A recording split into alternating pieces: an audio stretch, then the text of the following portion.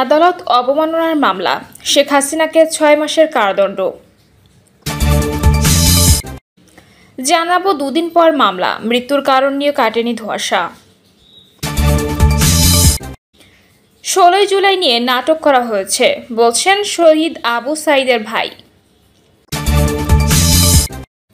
এবং সর্বশেষ জানাবো ইভিএম কেনায় অর্থ অপচয়, ইসির ৩ কর্মকর্তাকে জিজ্ঞাসাবাদ।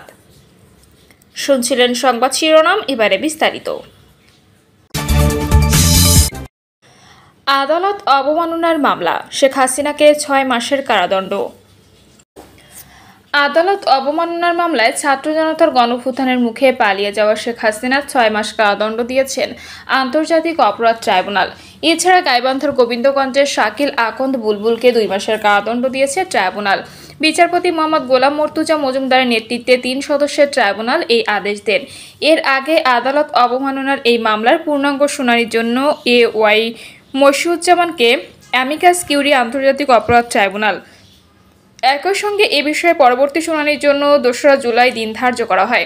আইন অনুযায়ী এ ধরনের মামলার কোনো পক্ষের জন্য সরকারি খরচে আইনজীবী নিয়োগের বিধান না থাকলেও ন্যায় বিচারের স্বার্থে শেখ হাসিনার পক্ষে এক আইনজীবী নিয়োগ দেন আদালত। অ্যামিকাস কিউরি নিয়োগের পর প্রসিকিউটর গাজী এম.এইচ. তামিম সাংবাদিকদের বলেন, ক্ষমতাচ্যুত প্রধানমন্ত্রী শেখ হাসিনা ও নিষিদ্ধ সংগঠন ছাত্রলীগ নেতা শাকিল আলম বুলবুলের বিরুদ্ধে আদালত অবমাননার অভিযোগের শুনানিতে একজন অ্যামিকাস কিউরি নিয়োগ দিয়েছেন আন্তর্জাতিক অপরাধ ট্রাইব্যুনাল। পত্রিকায় বিজ্ঞপ্তি দেওয়ার পরও শেখ হাসিনা ও অপর অভিযুক্ত হাজির না হওয়ায় প্রেক্ষাপটে বিচারের স্বচ্ছতার স্বার্থে অ্যামিকাস কিউরি হিসেবে সুপ্রিম কোর্টের সিনিয়র আইনজীবী ওয়াই মশিউজ্জামানের অভিমত ট্রাইব্যুনাল শুনবেন বলে জানান প্রসিকিউটর গাজী এম.এইচ. তামিম। দুদিন পর মামলা, মৃত্যুর কারণ নিয়ে কাটেনি ধোঁয়াশা। রাজধানীর মগবাজারের একটি আবাসিক হোটেলে স্ত্রী সন্তান সহ প্রবাসী মনির হোসেনের মৃত্যুর কারণ নিয়ে ধোঁয়াশা কাটছে না।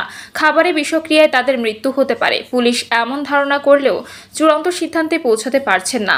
মনির হোসেনের ঢাকার কেরানীগঞ্জের বাড়ির কেয়ারটেকার রফিকুল ইসলামকে সন্দেহভাজন হিসেবে গ্রেপ্তার করলেও তার সম্পৃক্ততার এখনও কোনো প্রমাণ মেলেনি।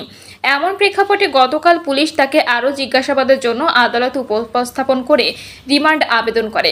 শুনানি শেষে তার ২ দিনের রিমান্ড মঞ্জুর করেছেন ম্যাজিস্ট্রেট। একই পরিবারের ৩ জনের মৃত্যুর এ ঘটনায় রমনা থানায় মামলা হয়েছে।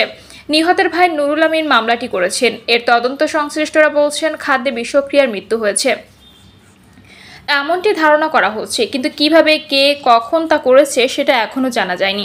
জমিজমা সংক্রান্ত বিষয় নিয়ে কেউ করিয়েছে কিনা তাও সন্দেহ করা হচ্ছে। অন্য কারো সঙ্গে বিরোধ ছিল কিনা তাও খতিয়ে দেখা হচ্ছে। রমনা থানার ভারপ্রাপ্ত কর্মকর্তা গোলাম ফারুক বলেন, মনির হোসেনের স্ত্রী ও সন্তানের জন্য মগবাজারের একটি হোটেল থেকে খাবার নিয়ে এসেছিলেন তাদের কেয়ারটেকার রফিকুল ইসলাম। আর মনির ও রফিক নিজেরা গিয়ে একই হোটেলে খেয়েছেন। এই হোটেলের খাবারে কোনো সমস্যা ছিল কিনা তার প্রমাণ পাওয়া যায়নি। হোটেলটিতে আরও অনেক মানুষ সেদিন খেয়েছে, কেউ কোনো ধরনের অভিযোগ করেনি। এই পুলিশ কর্মকর্তা আরও বলেন, সম্পদের লোভে কেয়ারটেকার খাবারে কিছু মিশিয়েছে কিনা সেটা আমরা তদন্ত করছি।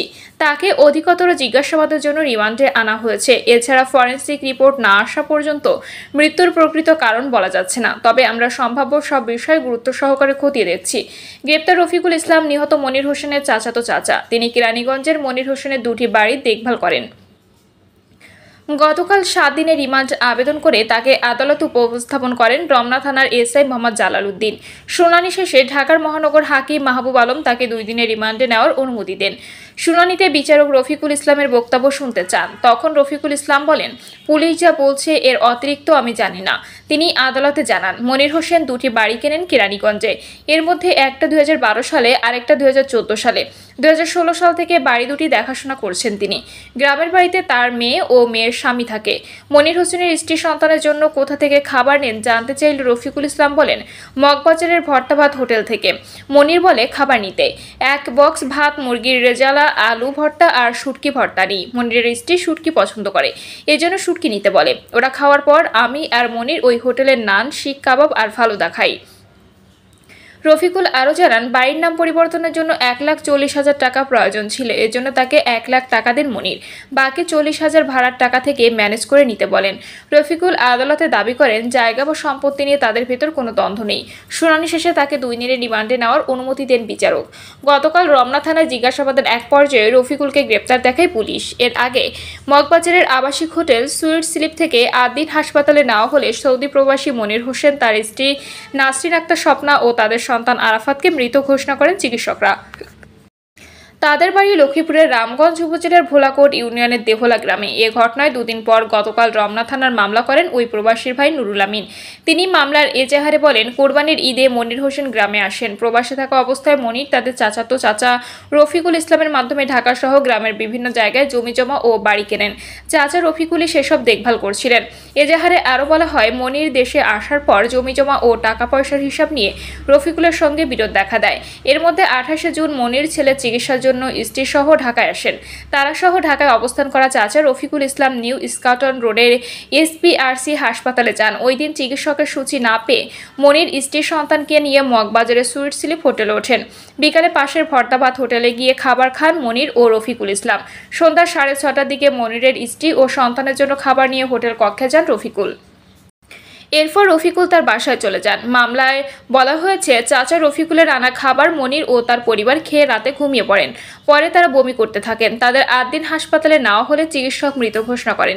এজাহারে মৃত মনিরের ভাই নুরুল আমিন অভিযোগ করে বলেন, আত্মীয়স্বজনের কাছে শুনে আমার ধারণা হয় যে আমার ভাইয়ের সম্পত্তি আত্মসাৎ করার জন্য অজ্ঞাত ব্যক্তি বা ব্যক্তিরা পরিকল্পনা করে খাবারে বিষ মিশিয়ে অথবা অন্য উপায়ে তাদের হত্যা করেছে। 16 জুলাই নিয়ে নাটক করা হয়েছে, বলছেন শহীদ আবু সাইদের ভাই। 16 জুলাই নিয়ে নাটক করা হয়েছে। তারা যদি আগেই ঘোষণা দিতেন 16 জুলাই শহীদ দিবস, তাহলে আপত্তির জায়গাটা কম থাকতো। কিন্তু ঘোষণা দিয়ে একজন আইকনিক শহীদের এই ধরনের অপমান আমরা পরিবারের পক্ষ থেকে তীব্র নিন্দা এবং ধিক্কার জানাই। যার অনুপ্রেরণায় যুগে যুগে মানুষকে অনুপ্রাণিত করবে, তার জন্য তারা একটা দিন রাখতে পারলেন না। আবু সাইদের ভাই আক্ষেপ করে বলেন, আমরা ইতিপূর্বে দেখেছি অনেক দিবস পালন করা হয়েছে অনেক মানুষের নামে, যাদের জাতির জন্য 1 পয়সার উপকার ছিল না, তাদের নাম দিবস পালন করা হয়েছে। কিন্তু শহীদ আবু সাইদের মৃত্যুদিনটা আবু সাইদ শহীদ দিবস ঘোষণাতে সমস্যাটা কোথায় ছিল? আমরা যুগে যুগে তো দেখে আসছি, বিভিন্ন বিপ্লবের শহীদের বিভিন্নভাবে স্মরণ করা হয়। 16 জুলাই শহীদ আবু সাইদ দিবস রাখার দাবি করে আবু হোসেন বলেন, আমাদের দাবি 16 জুলাই শহীদ আবু সাইদ দিবস ছিল, আমরা এটা শহীদ আবু সাইদ দিবসই চাই। জুলাই শহীদ দিবস যেটা আছে, জুলাইয়ের যে কোনো দিন সেটা সরকার এটা পালন করতে পারে। 16 জুলাই যার আত্মত্যাগ এত বড় বিপ্লব সংগঠিত হলো, তাকে এভাবে অবহেলা করা আমরা পরিবারের পক্ষ থেকে মেনে নিতে পারছি না। আবু হোসেন আরও বলেন, 16 জুলাই যে আবু সাইদের শহীদের মধ্য দিয়ে কোটা সংস্কার একটা গণ অভ্যুত্থানের রূপ নেয়, লোকজন আর ঘরে বসে থাকেনি, রাজপথে ঝাঁপিয়ে পড়েছিল। জীবনের মায়া ত্যাগ করে মানুষের রাজপথে ঝাঁপিয়ে পড়া, এটার যে অনুপ্রেরণা সেটা হচ্ছে আবু সাইদ। 16 জুলাই শহীদ আবু সাইদ দিবস ঘোষণা করা হয়েছিল, পরে সেটা শহীদ জুলাই দিবস করা হলো। তারা জুলাই শহীদ দিবস পালন করার আরও দিন পেতেন। এইরকম একজন বৈপ্লবিক শহীদ, যার আত্মত্যাগ যুগে যুগে মানুষকে অনুপ্রাণিত করবে অন্যায়ের বিরুদ্ধে লড়াই করার জন্য, তার জন্য কি 365 দিন থেকে 16 জুলাই তার স্মরণে নির্ধারণ করা যেত না? তাকে স্মরণ করলে কি অন্য শহীদদের অপমান করা হতো? তার আত্মত্যাগ তো তাদের অনুপ্রাণিত করছে রাজপথে নামার জন্য। আবু হোসেন বলেন, বৈষম্যের জন্য সবাই লড়াই করলো, আদৌ রাষ্ট্রে কতটুকু বৈষম্য দূর হলো আমরা জানি না। আমাদের কাছে বোধগম্য নয় এখনো, বাজেটে আঞ্চলিক বৈষম্য রয়ে গেছে। সরকারি উপদেষ্টা পরিষদে শুধু নির্দিষ্ট একটা অঞ্চল থেকে উপদেষ্টা নেওয়া হয়েছে। রংপুর অঞ্চল থেকে আবু সাইদ শহীদ হয়ে গণ অভ্যুত্থানে রূপ নেয়। রংপুর বিভাগ থেকে একজন উপদেষ্টা নেই। এখানে কি কোনো যোগ্য লোক ছিলেন না? শুধু কি দক্ষিণ অঞ্চলের লোক যোগ্য, উত্তর অঞ্চলের লোক যোগ্য নেই? আবু সাইদের ভাই আরও বলেন, জুলাই বিপ্লবে যারা আন্দোলনকারী ছিলেন, যারা নেতৃত্ব দিয়েছেন, তারাই উপদেষ্টা হলেন, কিন্তু শহীদ পরিবার থেকে কোনো প্রতিনিধি নেওয়া হলো না। শহীদ পরিবার 850, তাদের মধ্যে কি কোনো যোগ্য লোক ছিল না? এটা পুরোটাই মনে হচ্ছে যে এখনো বৈষম্য পুরোপুরি দূর হচ্ছে না। আমরা চাই এই দেশ বৈষম্যমুক্ত গড়ে উঠুক। 16 জুলাই বেগম রোকেয়া বিশ্ববিদ্যালয়ের 1 নম্বর গেটের সামনে পুলিশের গুলির সামনে বুক পেতে দিয়ে শহীদ হন ইংরেজি 12 ব্যাচের শিক্ষার্থী আবু সাইদ। এরপর দেশব্যাপী আন্দোলন বেগবান হয়, আন্দোলন গণ অভ্যুত্থানের রূপ নেয়। প্রিয় দর্শক, এই ছিল এখনকার সর্বশেষ সংবাদ। আপডেট সব সংবাদ পেতে চ্যানেলটি সাবস্ক্রাইব করে বেল আইকনটি ক্লিক করে রাখুন।